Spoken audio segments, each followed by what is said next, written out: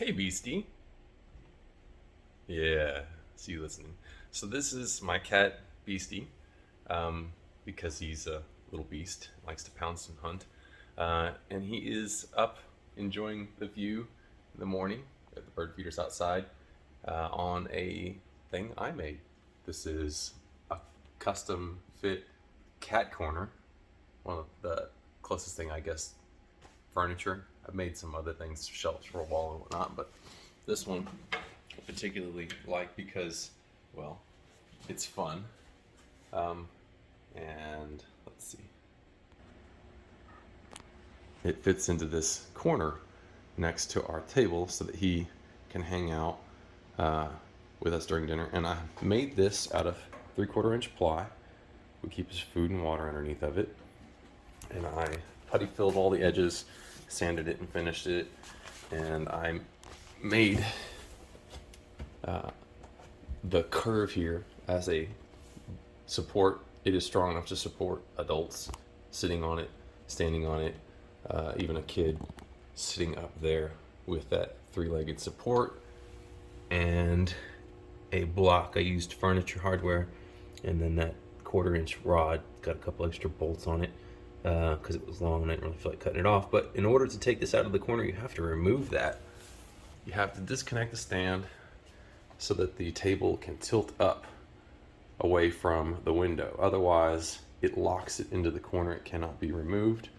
And I wanted to give him as much space as I could, but I notched these corners here so that when somebody sits here, they have sort of a room. There's enough room for 3 adults to sit here along the front. Not that I've ever had that many people in my house, but I do sit here with him frequently and hang out when he's looking for interest.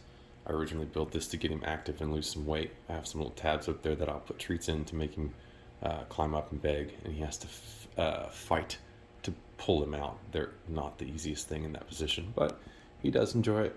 I do enjoy it too. I painted it with the same type of white that you would use around door trims and windows to make it blend in. And a lot of people that do come over honestly don't even realize that it's not a part of the house.